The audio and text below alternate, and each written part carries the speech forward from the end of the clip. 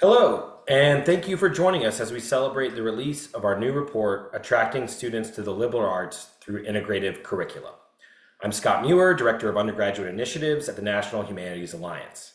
I'm delighted to be joined by leaders of three initiatives featured in the report. Miriam Horne, Professor and Assistant Dean for Adjunct Support in the Core Division at Champlain College.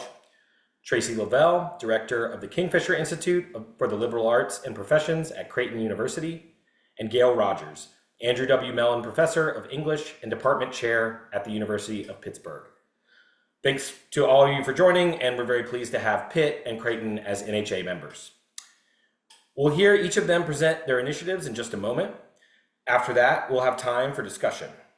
Please feel free to ask questions as they arise using the chat function. NHA Executive Director Steve Kidd will monitor the chat and consolidate questions for the discussion. Our presenters have also made themselves available for you to follow up with specific questions about their initiatives over email. But first, I'd like to take a moment to provide an overview of NHA's research on integrative curricula, which is generously funded by a grant from the Arthur Vining Davis Foundations. Big thanks to their staff who have been wonderful to work with on this. This project builds on our previous Mellon-funded research on undergraduate humanities recruitment. You can find our previous reports linked at the bottom of the page for the present report, which NHA Operations and Events Manager Cassie Wallstrom-Ford has shared in the chat. The present project applies the methodologies we developed over the last 6 years to the broader goal of forwarding the liberal arts. It illustrates how undergraduate courses and programs that integrate the humanities, social sciences, and natural sciences with applied approaches and pre-professional training help to demonstrate the value of a broad-based education to skeptical students. Many of you know from experience how many undergrads unfortunately view general education as a series of hoops to jump through that is at best tangentially related to their primary course of study, which often takes the form of a high credit load STEM and/or pre-professional major. Rather than approach gen ed courses as precious opportunities to broaden their perspective, students all too often prioritize ease and convenience and simply go through the motions. Simply telling students about the value of a broad-based curriculum in general terms does not seem to be working to persuade the uninitiated. We need to meet these students where they are and show them what the liberal arts can do for them by illustrating how they can apply them in their personal, professional, and civic lives. Through this national study, beginning in 2022 with a survey of more than 800 institutions around the country, we have learned that initiatives that integrate learning across disparate fields of study are shifting students' perceptions of the liberal arts. By providing detailed accounts of how faculty and administrators build integrative initiatives that have succeeded in attracting students in this report, including nuts and bolts strategies for surmounting barriers, we aim to foster the proliferation of integrative curricula. The report consists of 12 in-depth case studies and 20 profiles organized into 3 sections. 1, integrative approaches to general education. 2, integrated degree programs, which are subdivided into problem-oriented and profession-oriented models. And 3, integrative infrastructure that supports cross-disciplinary learning. A majority of these case studies are buttressed by student survey data that illustrate how and why integrative curricula shifts students' perceptions of the value of the liberal arts, and encourage them to sign up for more such courses, or even pursue a major or minor they hadn't previously considered. Miriam and I will share some of this data in a moment, collected from students at Champlain and Pitt. Before I hand it over to her to start us off, I'd like to emphasize that we see this report and webinar as a beginning rather than a culmination of this work. We will be hosting 3 more webinars this winter, one on documenting the impact of integrative curricula through surveys and other means, one on initiatives that integrate the liberal arts and business, and another focused on engineering-related integrative curricula. We'll also be producing a brief advocacy document that consolidates evidence of integrative initiative success to present to stakeholders, such as upper administrators, governing boards, and external funders, to persuade them to invest in such projects. We'll launch that resource at the 2025 NHA Annual Meeting and Humanities Advocacy Day with accompanying programming. The event will be held in Washington, D.C., March 9th through 11th. You can see the link in the chat for more info. We hope you'll consider attending these events and sharing them with your colleagues. And we plan to keep going from there. In that spirit, we've also shared a link to a survey in the chat, which you can use to share integrative curricula from your campus to ensure that they are on our radar as we work to promote these efforts in the years to come. All right, I'll turn it over to Miriam Horne from Champlain College. Thanks, Miriam. Scott. Hello, everyone, and thank you for this opportunity. I'm joining you today from Burlington, Vermont, where it's a spectacular fall day. At Champlain College, we've got about 1,600 students, and we think of ourselves as being professionally focused. So we have majors like game design and game art animation, digital forensics, education, social work. So a broad range of very specific courses. So as you can imagine, students come here for their programs, not because they're interested in the liberal arts. So what we've designed is a program that's not a menu program where you would have, for example, an English major with a non-English major for their English credit. Rather, we have a structured sequence of 12 courses, 2 courses per semester. And each semester, students will take a foundations course and an explorations course. In the foundations course, we focus on theory. In the explorations course, we focus on practice. So in many ways, we think about it in terms of theorizing practice and then practicing theory. I believe there's a link in the chat to our curriculum. When you look at the website, please don't read what marketing has written about our program. They have not been our greatest ally, but you can see some of the course offerings that come into some of those exploration courses and how we address those. One of the great things about working with the NHA and working with Scott's team in doing this research was that we were able to focus in on some of the things that we like to think that we're doing, but we're not sure or we're actually successful at. And so what we've really focused on in this curriculum is to be integrative, to be interdisciplinary, to break down silos and help the students think from multiple perspectives. And so what we found when we worked with Scott and his team was that students have really learned to appreciate diverse perspectives. And they actually, as a result of taking these classes, wanted to take more classes that were outside of their majors and that offered them different perspectives that were outside of their majors, which was really exciting for us to see. They were also able to see some skills that went beyond their majors as well. So things like wanting to be in, or not wanting to be, but feeling confident in joining in controversial conversations and feeling like they could voice their opinions, which in today's climate is pretty important. I think what's helpful in understanding what our program is to understand our origin story and some of the challenges in getting here. So not quite 20 years ago, our then president said, he wanted an interdisciplinary liberal arts program, and he had a vision of great books where students all would sit down and read Plato, and then in week 1, and then they would all sit in the dining room and just happen to talk about Plato in week 1, and then they'd talk about Homer in week 2, a very structured kind of program. And so this was a top-down mandate. He assigned 3 people to design this curriculum. One was an historian, one was a philosopher, and one was an economist. So as you can imagine, in our first year curriculum, students were learning about history, philosophy, and economics. The way that the program was built was the president then selected faculty from across the campus and said, you are now teaching in the core. You are now teaching in an interdisciplinary program. So we had a computer programmer, and we had a philosopher, and we had an historian, and we had an anthropologist, all of a sudden teaching the same courses that were outside of their disciplinary expertise. You can imagine that that was a little bit challenging.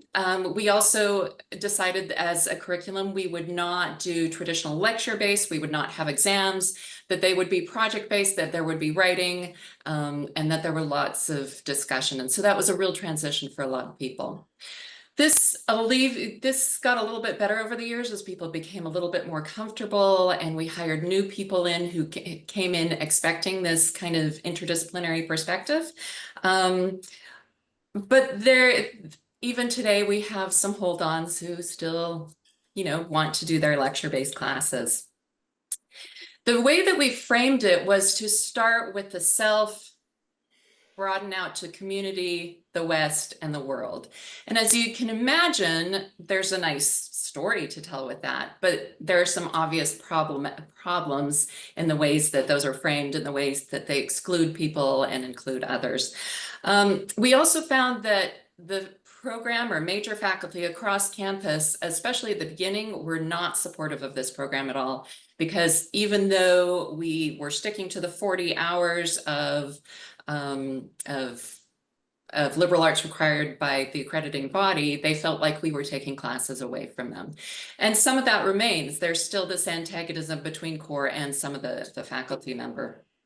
So after some time, after we'd gotten comfortable in the late 20-teens, we decided it was time to reevaluate and really think more about being intentionally interdisciplinary rather than experimentally interdisciplinary. And so that's when our new curriculum was born.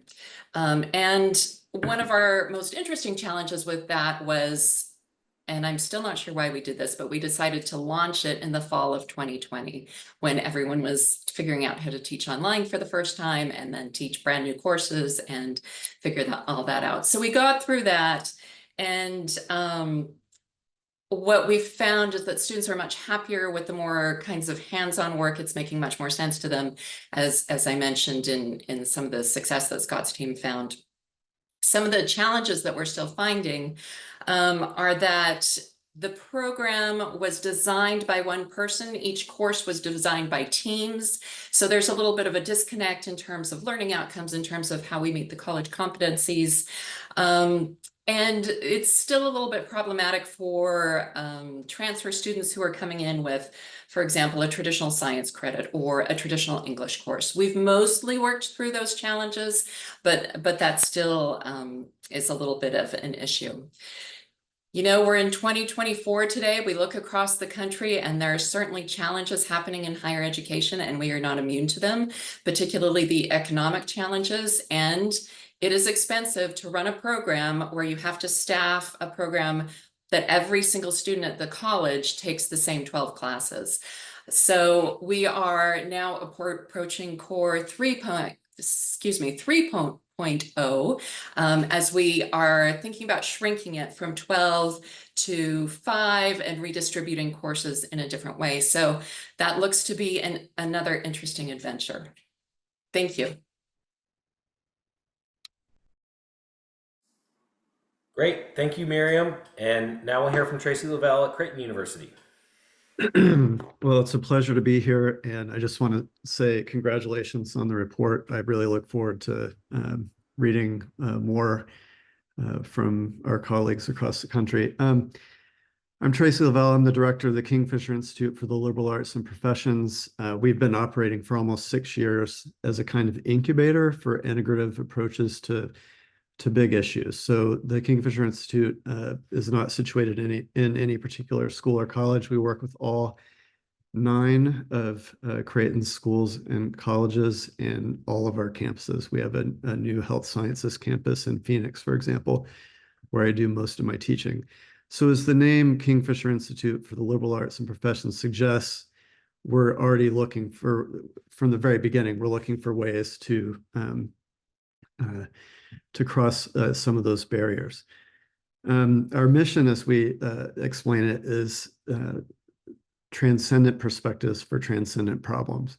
And we chose 3 initiatives to begin: humane health, anti-racism, and sustainability. The 3, as we see it, are linked by an active sense of justice and also are inclusive of almost every part of the university, wherever you are in whatever program. So what we're really trying to do when we say transcendent perspectives for these big problems is to combine the reflective and critical components of the liberal arts and the humanities in particular, with the emphasis on application and practice that are at the heart of the professions. So the case study for this work is in the integrative infrastructure section of the report. So I want to talk a little bit about how the Kingfisher Institute came into being. I was 10 years or so ago, I was appointed Associate Dean for Humanities and Arts. It was a new position.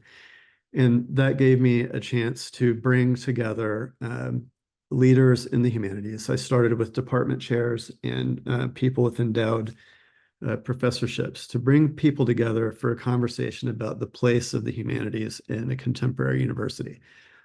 To get beyond discipline, to think about what the humanities can do in the 21st century. That we were fortunate that we got a new president who was very supportive of this work and believes strongly that the liberal arts have a place in all education, including professional education. Because he was a new president, he had to do a strategic plan, of course. So as part of the strategic plan, we were able to, from those conversations, identify a place in the plan for us to propose this institute. We got lots of input from the campus community, students, faculty and staff, alums, and then formed the institute in 2018 and began operating in 2019. For sure, our biggest structural barrier has been placing talent where it can have the greatest impact. And what I mean by that is so if you think about our initiatives, humane health, anti-racism, and sustainability, we have experience and expertise all across the university in all of these areas.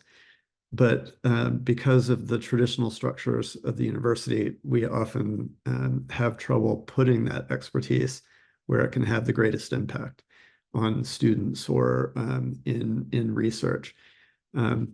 So just to give an even more specific example, teaching across schools and colleges is very difficult because of the way teaching load is managed differently in different units. So trying to get teaching to count in load, for example, across program and school and college divisions is definitely a challenge.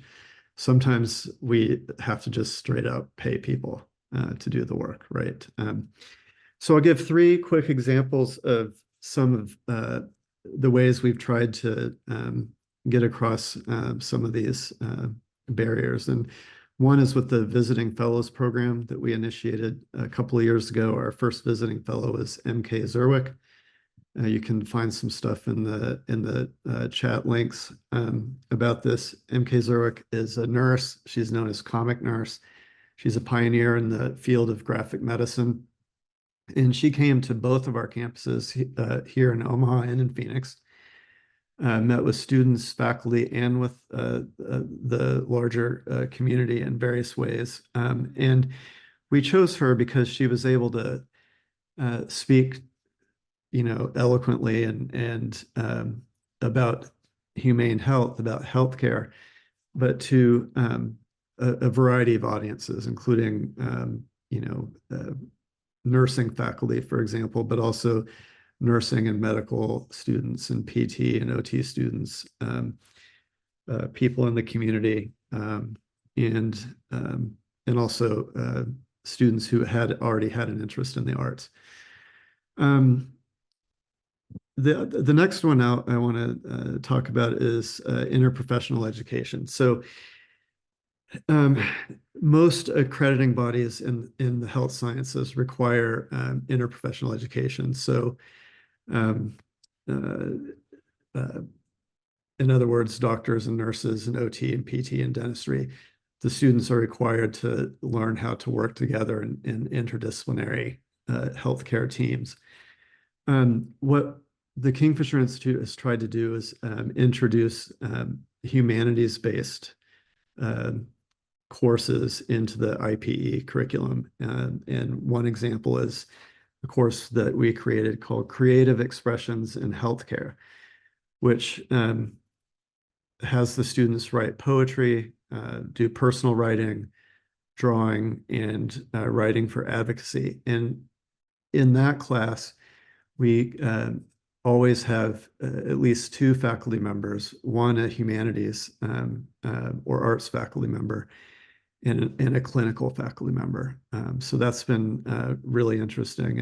And we went from, I think, maybe a dozen students the first class 2 years ago to almost 40 last spring. So that's been really fun. And finally, I'll talk about briefly about an NEH Initiatives grant that we received. We are partnering with Arizona State University to create what we call the Humanities and Health Justice Pathway for first-generation students. So we targeted first-generation students for a variety of reasons. I mean, it's a way of addressing diversity, of course, in a number of major issues. But we wanted to create a parallel curriculum that was humanities-based for students who are interested in healthcare. So it's a humanities and health justice oriented path. The most successful thing we've done so far is we created a seminar that we called Reimagining Care, in which we have humanities and arts faculty and clinical faculty working with students, reading stuff that would be, I think, familiar to people who are interested in social determinants of health, but we're combining it with our partners to introduce close reading of poetry and things like that alongside big topics like environmental health and justice. So those are a few examples. I'm happy to talk more about other examples or the challenges we face, but thank you for having me. Great. Thanks, Tracy. Gayle Rogers from Pitt. Thank you. First, thank you, Scott, for letting us be part of the study itself. We learned a lot from the process, and I'm learning even more now as I start to read the full report. It was very helpful for our own purposes here. I see there's a couple of links in the chat that you can follow if you're interested as I'm going through this. So the program that we created that was launched in 2019 it's called Digital Narrative and Interactive Design, or DNID. And I'm going to talk today really quickly about the sort of design and implementation of it. So some of this will be a little bit nuts and bolts, but hopefully helpful. So the backstory is that computer science was a department in English until about 2015, I mean, sorry, in arts and sciences until about 2015, in which point it broke off and formed the new School of Computing and Information, or SCI as it's known here. And we had a lot of students who were doing work across what we would traditionally call English courses or humanities courses in general, and CS courses, who could no longer readily do that without cross-enrolling in different schools at Pitt. So we talked to our partners in mostly the computer science department, also some information science and computational informatics courses. And we came up with a joint major. And so that's what DNID is. And we had a couple of principles in mind for this that I think have helped it become the success it is. It's got about 200 students in it as of this fall. So the first is that we made the gateways into the major gen ed courses. So these are courses, one is called Digital Humanity, one is called Narrative and Technology. They're exactly what they sound like to those of you who do this kind of work. That's because we wanted students to discover the major through the work of taking their gen eds. These were not, as Scott said in the beginning, meant to be boxes that they check and then move on, but rather this would be the real introduction to what they do. What they would like to do. The second thing is that we kept the overall credit count of the major pretty low. It's about 39 or 40 credits, depending on how they sequence some of the programming courses. That we did specifically and very intentionally as an equity and access issue. We all know that computer science programs in schools are heavily male and heavily white. The English major is about 70% women and about 30% students of color. And we know that if those students who were in our department already were not identified in middle school or high school as a potential future programmer, they would be less likely to already be in the tracks that were necessary to integrate programming into their curriculum. And thus, they would be playing catch up and would have to take an extra semester, an extra year to be able to get through a program if we stacked it full of 60 or 70 credits. So that was kind of another key element for us. The last one is that we made it from existing parts. We already had a composition program here, still thriving, which has a lot of courses and has had a lot of courses in digital composition, digital production, composing digital media. So the parts were there. We added a few new courses, and the purpose of those new ones was to get students in the same room. So they take a course midway through the major that's co-taught by an English and a CS professor, and they're combined. The students, now they're combined in almost all the classes, but very, very 50-50 intentionally combined in the projects they work on in that course. Then they do capstones on both sides. They do a capstone in English and they do a capstone in CS. And we have found that probably our biggest fear was that English majors would see greater barriers to participation in it than because of the need to go learn a programming language than programming students who need to learn more about how narrative in novels works, for example. That's not been the case. And it's in a very diverse major. We're very happy with that as well. And I think another important kind of implementation aspect of it was that we got both deans on board from the very start to say we're not gonna bean count. We're not gonna worry about whose students are these and who gets credit for that and who gets this tuition credit and who gets this enrollment credit and who taught that or whatever across our two programs, because you can paper cut things to death doing that. And so they basically said, build a program, make it a great program, and we'll sort out the rest as the first world problems of success. And that's largely what's happened. And so that's kind of given us the space to operate. If you look at some of the links here, so I've given you just a couple of examples of what this looks like in real world applications. So one of the very popular and enduring courses in the major is called Secret Pittsburgh. This is based on the series of travel books that you might know, Secret Whatever Place. The students go out in the world and they write narratives and take pictures and create multimedia experiences based on the interesting and odd and curious things around Pittsburgh. So it's an experiential learning course that combines elements of STEM skills and humanistic thinking and inquiry. The responses to this course have been fantastic. It's been a very, very popular one. We also do other things such as there's a link for the Games for Social Impact Jam that we have. It was just last weekend here. We do this every year as well.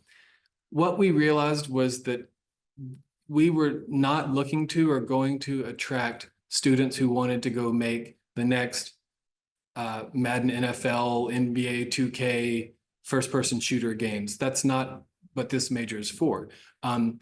We talked to the students and overwhelmingly they have been interested in the narrative elements of games for public good and social good. And that's what's been at the center of our game jams. That's what's been at the center of our digital media showcases, et cetera. And the result of that has been that students collaborate on a thing that we all, as humanists, love to say that we teach, which is problem solving, creative, complex problem solving, thinking through issues and best approaches and multiple perspectives through things like the digital elements of composing a narrative, a hero quest in game form, for example. So that's been a real success as well. And then the last piece that I'll mention that I think has been really critical to it is my department has faculty advisors. Other departments have staff advisors. They all do a fantastic job. In our case, faculty advisors who really know the ins and outs of our courses and the ways in which this Professor A teaches and understands narrative platforms from the Iliad to modern games, and the way that Professor B teaches a course we have called Interactive Literature, right, has been so critical because this helps the students guide themselves through, you see the tracks that the major has. It helps them guide themselves through tracks that would otherwise not be intelligible to every first-year student, for example, and to their parents as well. If you say, we've got a track on critical making in the digital narrative and interactive design major, they'll say, that sounds cool. That sounds really interesting. They couldn't tell you what it means. On the ground knowledge of what happens in the courses has been vital to helping us understand exactly what that is and exactly how it operates. So we incorporate a lot of different teaching styles. Some of these are very hands-on making courses. Some of them are studio style where they actually have clients. I've been a client for some of the project courses, and some of them look like what a lot of English courses look like that I myself have taught, even though I don't have the programming skills. And the last piece of all that is to say that we have really tried to emphasize to faculty that you do not need to know Python in order to teach a course like narrative and technology. Lower the threshold for faculty to participate and advise and be a part of something like this, and they've really jumped at the chance. So I'll stop there. Thank you. Sorry. Great. Thanks so much, Gayle. And I'm going to quickly show a little bit of data from this from those gen ed courses that Gayle mentioned, so that you can get an idea of how this works in terms of motivating students to take more courses and how it really turns students on to the liberal arts. So. So we surveyed 63 students enrolled in these gen ed courses. Here's some of the titles which Gayle mentioned a moment ago.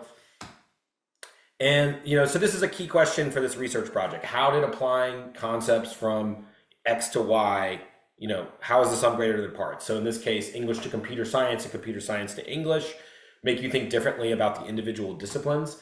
Here's a couple of quotes from students. It helped me realize that these disciplines are more interconnected than most people think, and that applying concepts of each to the other can improve one's understanding of both. Seeing how these two seemingly distant disciplines are related encouraged me to look for connections between other fields, which has changed my approach to problem solving and my general outlook on the world. Wow. So these are some of the quantitative questions that we ask in all of these programs. And so you'll see, this is the data from the Pitt D&ID courses, which I'm not going to read through, but you'll see in the report these questions asked in other contexts, and these are the types of responses we're getting. Large levels of agreement with students being able to see how they can apply what they're learning in these courses more easily in their careers, in their communities, and want to do more of it. So we also, to dive a little deeper into this, so 69% of the students said the primary reason that they took the course was to fulfill a gen ed requirement. And a majority of these had already declared STEM or business majors. So just looking at these students, 80% saying that this course helped them understand how knowledge and skills gained through liberal arts courses can help them in their careers. And 75% saying it made them want to take more classes in the liberal arts. So we profiled this program or do an in-depth case study rather, in this report alongside another program at Pitt, another gen ed initiative, Water in Central Eurasia. And so we put it in the gen ed category in this report, but obviously it's a degree program. We also did a case study of this in our recently published Expanding Access to Undergraduate Humanities Education report. And one of the things we were looking at was, what Gayle was saying about how this is driving students who are not signing up for traditional English courses into English courses, and students who are not signing up for for computer science courses into those courses. So more women taking computer science courses, for instance, more men taking English courses, especially Asian males. And so this is a quote from an Asian male computer engineering major that, he says that it's helped him appreciate English more. He's diversified his skill set.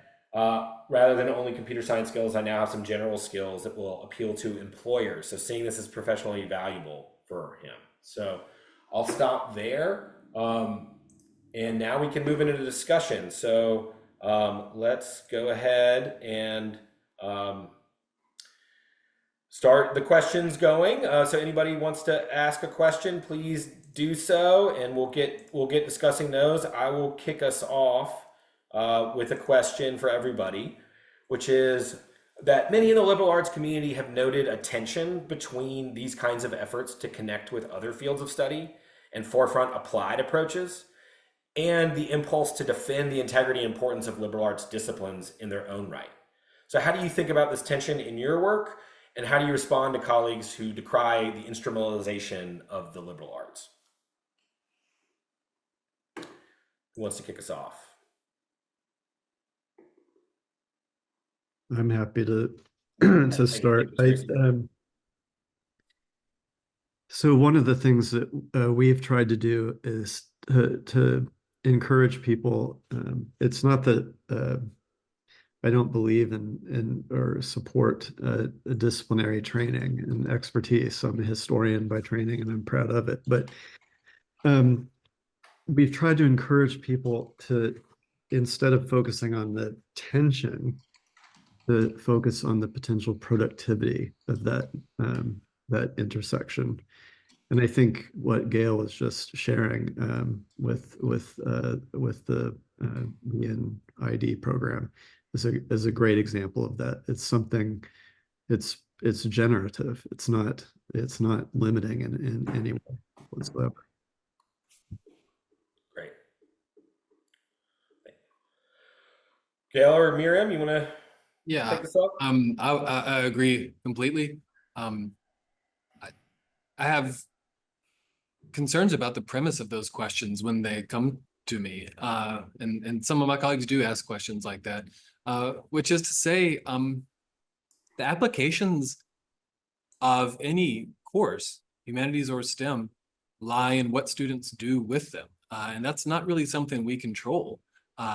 If we do the things that we say that we're doing in our courses, we're preparing them for a variety of potential careers after they leave us, and I don't want us to narrow that on the front end by saying this course is only meant to train you to be a humanities professor like I am.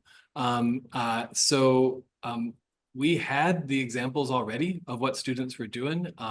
Long before this major ever existed, I had a student in one of my senior seminars who took those choose your own adventure novels and coded them into a series of forked paths.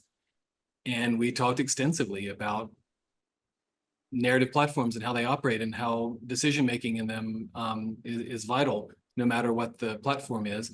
And so it's felt more like something that was already there, and we're kind of catching up to where our students have, what our students are doing and where they've been. And that's kind of hard to argue with, in my view. Great. I would echo what's been said, and there is a real tension and a bifurcation, right? And we've got extremism. We've got liberal arts must be pure liberal arts and never meet with the professions, and and other liberal arts people saying, yes, let me play with the professions, let me figure out how to be dynamic, much in the same way that Gayle's program has been. And I think at the end of the day, we have to remember what's important for the students and the kinds of critical skills, critical thinking skills that they're coming out with, and whether that comes through a computer programming class, whether it comes from a lit class, wherever it comes from, we want to keep developing those skills that that the humanities do develop. Great. So just to follow up on that, there was kind of a question that sort of raised, if you could give some examples of the interdisciplinary, and how interdisciplinary does not mean non-disciplinary. I will try and take that one. Thanks. So I think that one of our big challenges is trying to understand what interdisciplinary means, and what integration means. One of our challenges, as I mentioned, is that our disciplinary faculty at the beginning had to become interdisciplinarians and feel like they were forced to give up their disciplines. And I think that what they've come to understand is that they bring it's not necessarily about the material that they're teaching, but it's about the disciplinary framework or ways of thinking that they can introduce students to. And so as we approach things, as Tracy was talking about, as big problems, big issues, things to solve, or problem solving. We're looking at them, trying to understand, all right, here's this issue with Lake Champlain out my window here.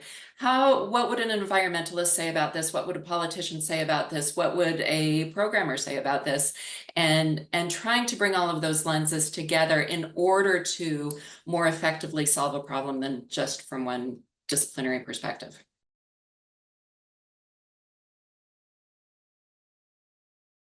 It's similar for us in the sense the reason we chose the word transcendent in our mission statement is because the problems that we're talking about, creating a humane and accessible system of healthcare for everyone, that's a problem that transcends discipline. No single discipline is capable even of describing the problem, let alone addressing it. So, and I think if you put it that way to people, you can get faculty buy-in pretty quickly.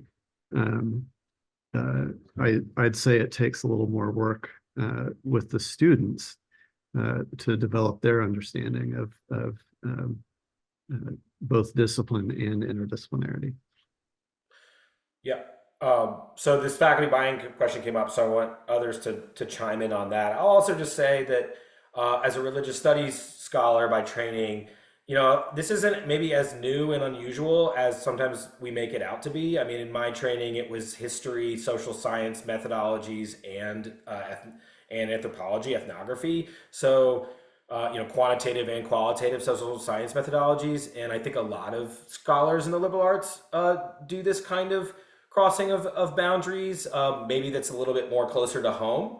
And there's still, an integrity to the field of religious studies, even though there's a lot of people doing that work, right? So I think it's something that a lot of us know how to do, and maybe we're just asking to do it in new ways. I would Faculty agree buy-in. with, Yes, yeah, sir, yeah, I would agree with that, and I would echo what Tracy and Miriam said, that my experience has been that faculty care way more about disciplines than students do, undergrad students. Every undergrad is taking courses in 3 to 5 different disciplines all the time, every semester.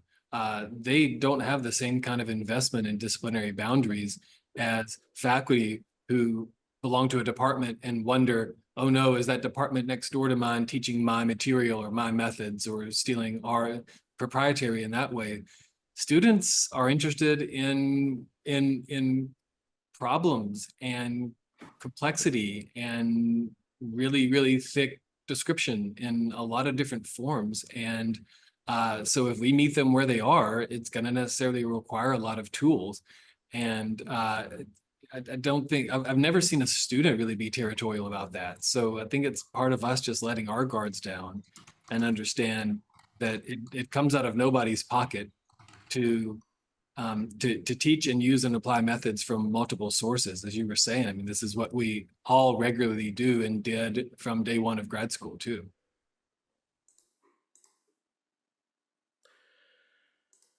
Great. So faculty buy-in, given some of these misgivings, anything else anybody wants to share about how you've been able to get faculty on board? Miriam, you talked about this process a little bit already, but I have to say it's a lot of on-the-ground work, a lot of one-on-one conversations. Just having your boss say, okay, you're going to teach this class that you have no clue about needs support, and acknowledging that it needs support and acknowledging that you're asking someone to do something that's kind of scary, and being there for them and providing the supports in terms of the pedagogy and in terms of the materials and just being there to listen when it's scary for them. And we use money too. That always helps. We have a number of grant programs. So some of them are very small. They're like our curriculum grants are not large, but it will encourage faculty to integrate new methods or approaches or topics into their classes, for example. So money helps. Money definitely helps. We've run faculty development training, 2-day workshops, week-long seminars, etc., to get people in the place they need to be, as Miriam was saying, to be able to teach new material. But we've just emphasized over and over that the bar is not what you imagine. When we think about teaching elements from another discipline, we are imagining ourselves as needing to be an expert, a professor in sociology, in computer science, in anthropology, or whatever. No, we have those, and they do that. And instead, what would it take for us to just integrate an undergraduate level of those approaches or methods or technologies? That's a very different ask. We're not asking them to write a book about leading edge approaches to Java programming. I mean, that's far, far away from that. Great. And I'll just say a couple of things that we've observed kind of in the national landscape. The equity argument that has already been made in these presentations, we have found to be really effective and hard to resist, in the sense that, there's a certain subsection of students who are just not going to have had the educational advantages and opportunities to have experienced the value of something like, say, philosophy. And so it's about meeting them halfway.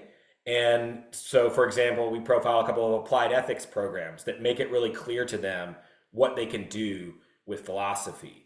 And also what we're seeing in terms of, actual, butts and seats is that it is attracting more first generation students. We have a profile of JMU history and the expanding access report where they're doing a lot of this integrative stuff and skill-based stuff, and they're really growing their major, so it's advancing their own interests, and they're doing it by attracting more first-generation students to their major.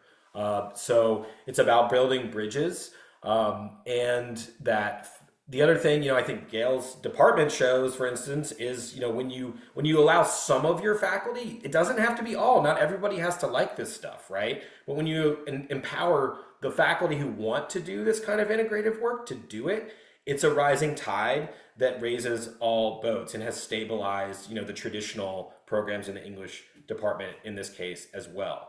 So just a couple of observations there. There's some chat here. We'd like you to ask questions in the chat, and then we're kind of filtering through them because we got a lot of people asking questions, and we want to be fair to everybody to choose those questions that are best suited to appeal to everybody in the group here. So let's shift from this faculty issue to some of the more nuts and bolts of getting, making it possible for folks to teach these extra or special courses in addition to their sort of traditional load within the department. So what are some of the strategies you've found that have worked to help surmount those barriers?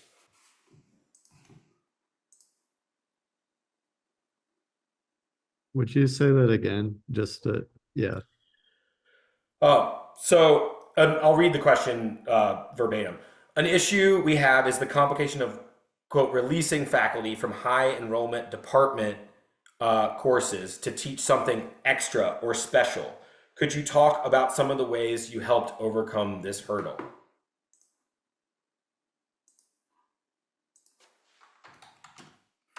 Yeah, I mentioned this in the chat, but we did get some pushback from administrators in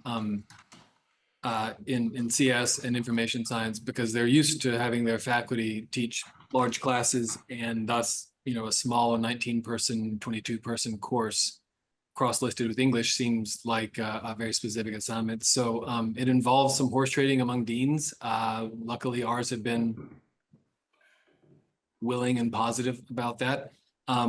And sometimes it involves paying someone to teach an overload, and they're willing to do it.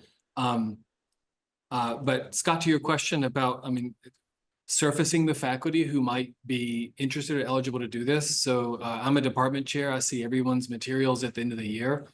And so one thing that I'll look for is who did a really interesting unit or module or assignment that started to touch on gaming or narrative technology, in an interesting way, interesting things they had students do besides write papers, which still is very much at the core of what's assigned as well.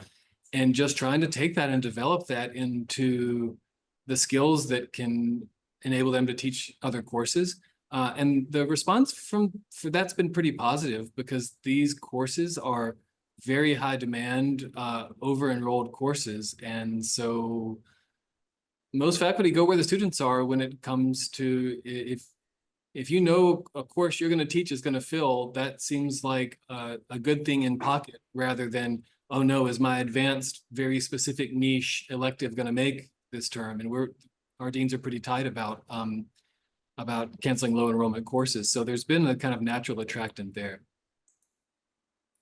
Great, thanks. Tracy or Miriam? Yeah, Miriam, this isn't really an issue for y'all, but Tracy, you got anything on that? Well, I would say two things. We do pay people sometimes out of our own budget, but we also have the support of the provost and the deans. So I'm not saying it's easy, and there's no universal solution. So at this point, we have to work through things on a case-by-case basis. If we could figure out, how to manage teaching across schools and colleges entirely, that would be a miracle. So, but it's institutional support is imperative. Great. So another question.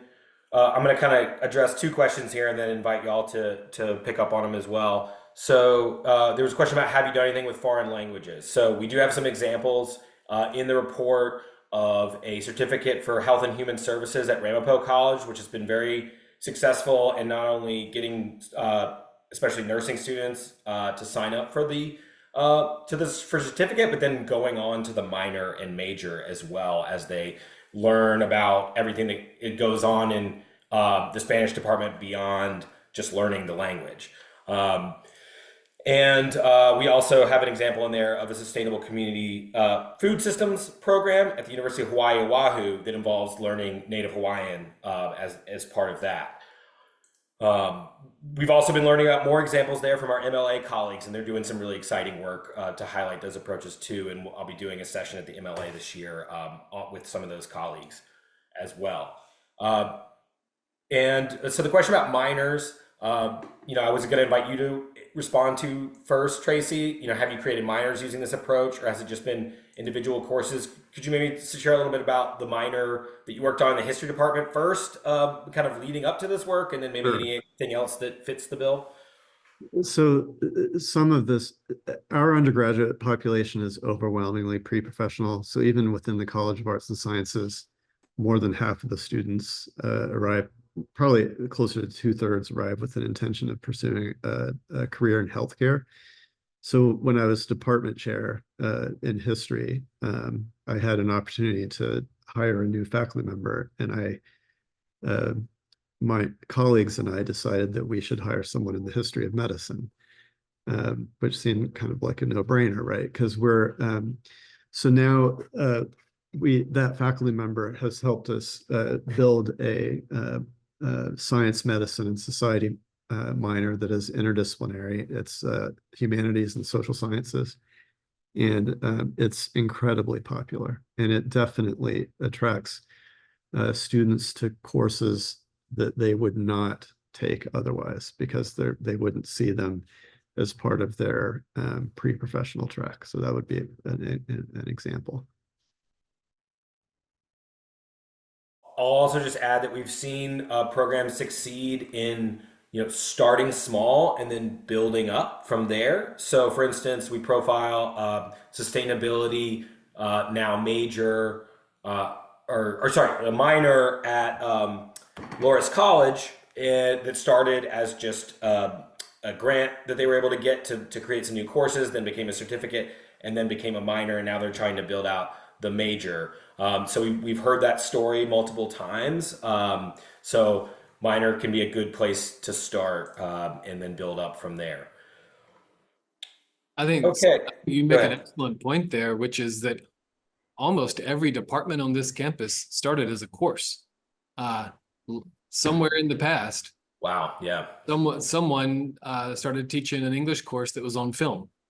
Fast forward 30 years, there's a film and media studies program. Someone somewhere long ago was teaching a math course and they focused on statistics. Now it's a department. So I think this is the common path, and the kind of ingrained nature of departments can make us forget that. But all of these come from a single seed, and who knows what this will all look like in 15 or 30 years. But we, like Tracy said, we are, if you ask, I don't know, probably 6, 7 out of 10 students here are going to say they're pre-med in some form or fashion. Those exact same students love to read fantasy novels, love to play online games, love to make and create and craft.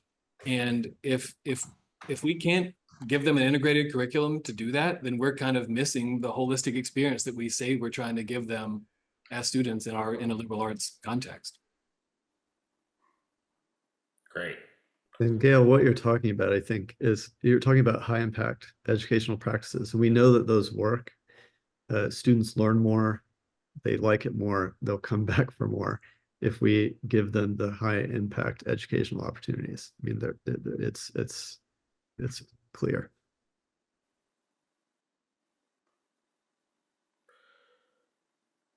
Great. So I'm just looking through the questions here. There was a question about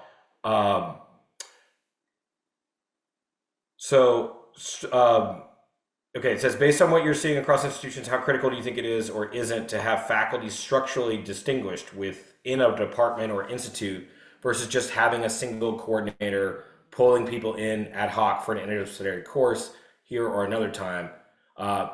So I'll say something about this. They reference the chicken and egg element of this, kind of building on what we've already been discussing.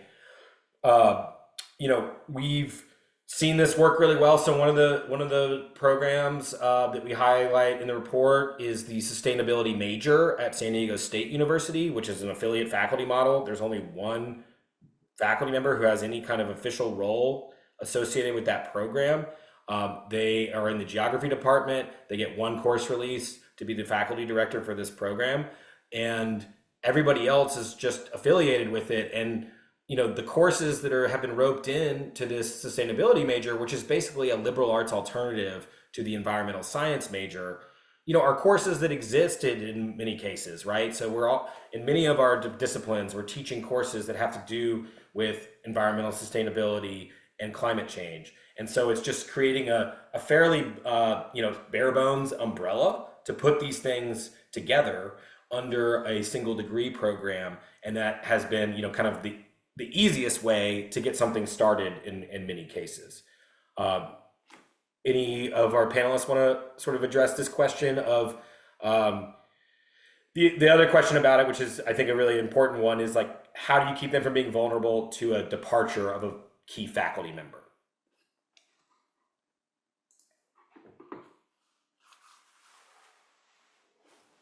I would say this, I was looking at the chat.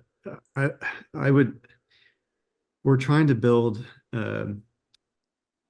faculty networks around these problems so that that span the entire campus, in part to avoid that problem. What I'd be more concerned with is a change in the upper administration, right? I'm very aware that I have at this point a supportive president, provost, and deans. That doesn't mean that I always will. So we have to prepare to make the case for the importance of sustaining the work of the Institute, regardless of who's in the president's chair.